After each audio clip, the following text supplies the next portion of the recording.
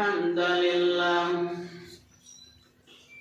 نحمده نصلي على رسوله الكريم أما بعد فقد قال الله تعالى في كلامه المجيد وفرقانه الحميد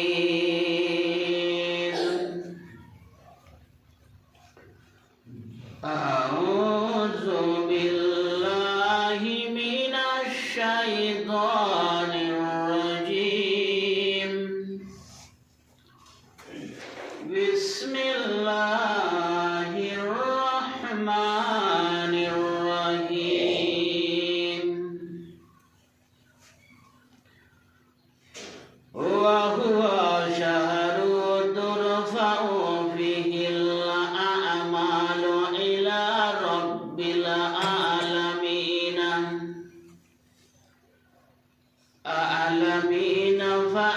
فأحب أن ترفع آملي وأنا صيام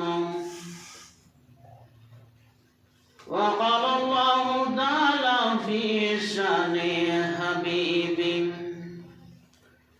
لا يؤمن أحدكم حتى أكون أحب إليه من ولده وولده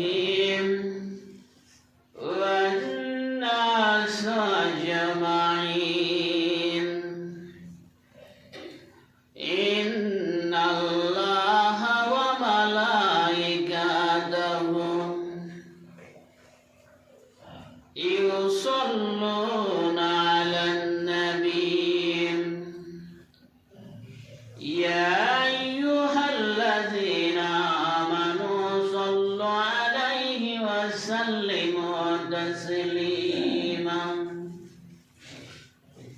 সকলে রাসূলের মহব্বতে জবানে খুলে উচ্চ আওয়াজে দরুদ পাঠ করি আল্লাহুম্মা সাল্লি আলা মুহাম্মাদ ওয়া আলা আলি মুহাম্মাদ কামা সাল্লাইতা আলা ইব্রাহিম ওয়া আলা আলি ইব্রাহিম ইন্নাকা হামিদুম মাজিদ আল্লাহুম্মা বারিক আলা محمد وعلى آل محمد كما باركت على إبراهيم وعلى آل إبراهيم إنك حميد مجيد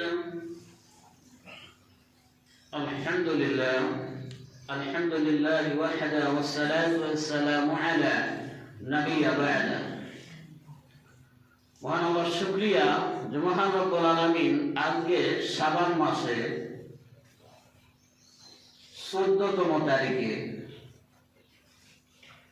রমাদানের প্রস্তুতির মাসে আপনাকে আমাকে মসজিদে এনেছেন এই জন্য বলি আলহামদুলিল্লাহ।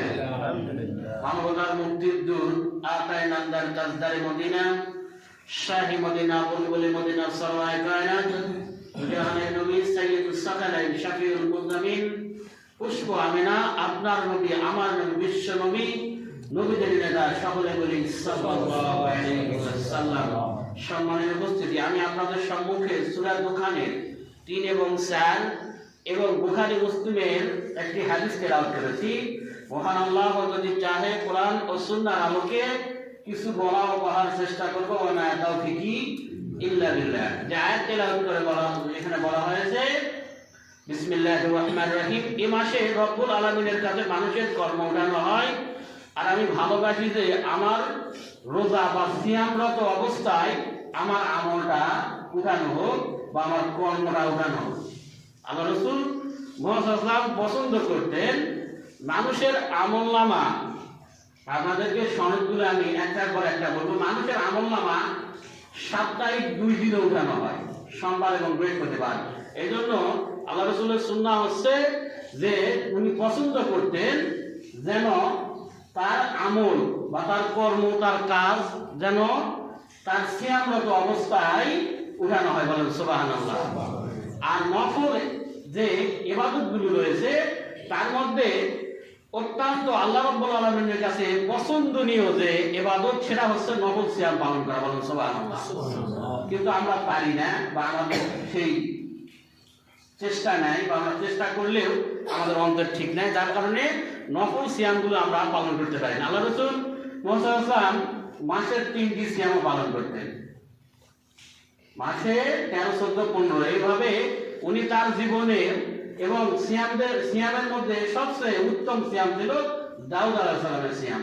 উনি একদিন খাইতেন, আরেকদিন রোজা রাখতেন, একদিন খাইতেন। এভাবে উনি তার নবুয়তির জীবন বা তার জীবন দশায় অধিকাংশ সময় উনি কাটিয়ে দিয়েছে, বলেন সুবহানাল্লাহ। এজন্য কিতাবে এসেছে সিয়ামের মধ্যে সবচেয়ে উত্তম সিয়াম হচ্ছে দাউদ আলাইহিস সালামের সিয়াম। তো আমাদের এটা হচ্ছে শাবান মাস। তার যে আলোচনার টপিক বা বিষয় হবে শবে বরাতের ফজিলত, বা আদৌ শবে বরাত আছে কিনা, আদৌ শবে বরাত আমাদের লাভ কি, আর শবে বরাত পালন করলে আমাদের উপকার কি। এটা একটা নফল একটা ইবাদত। আমার কাছে প্রায় 15টি সনদ আছে, তার মধ্যে একটি সনদ হচ্ছে কোনো ভুলভ্রান্তি ছাড়া। এছাড়া অনেকগুলো বিষয় আছে, মত আছে, পথ আছে, কিন্তু তার মধ্যে একটি এই শবে বরাত সম্বন্ধে যেটি হচ্ছে আল্লাহ রাসূল মুহাম্মদ সাল্লাল্লাহু আলাইহি ওয়াসাল্লাম এই মাসে একাদশে 15 থেকে 25টি সিয়াম পালন করে, বলেন সুবহানাল্লাহ। এবং এই রাতে বা শবে বরাত উপলক্ষে মাফ করা হয় ওই ব্যক্তিদেরকে যাদের মধ্যে কোনো হিংসা নাই, মানে কারো প্রতি বিদ্বেষ নাই, আর যে ব্যক্তি শিরককারী নয়, বলেন সুবহানাল্লাহ। এই ব্যক্তিগুলোকে মাফ করা হয়।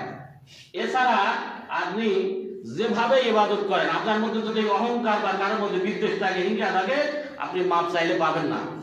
মানুষকে প্রত্যেক সপ্তাহে মাফ করা হয় যদি এই মানুষটি হিংসা থেকে মুক্ত থাকে এবং শিরক থেকে মুক্ত থাকে।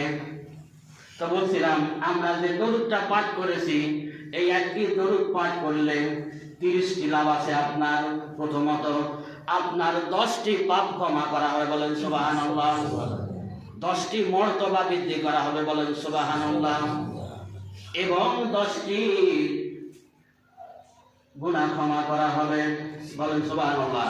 একবার যদি আপনি দরুদ পাঠ করেন, আমি বলে থাকি, কারণ দরুদের এত ফজিলত, আপনার মাসনুদের জিকির তাসবিহ তাহাজ্জুদের অনেক ফজিলত, এরকম দরুদেরও অনেক ফজিলত, যে আপনি যদি শুধু পাঠ করেন আপনার পাপ ক্ষমা হবে, আপনার দোয়া কবুল হবে, আপনি আল্লাহ রাব্বুল আলামিনের কাছে যা চাইবেন তাই পাবেন, বলেন সুবহানাল্লাহ।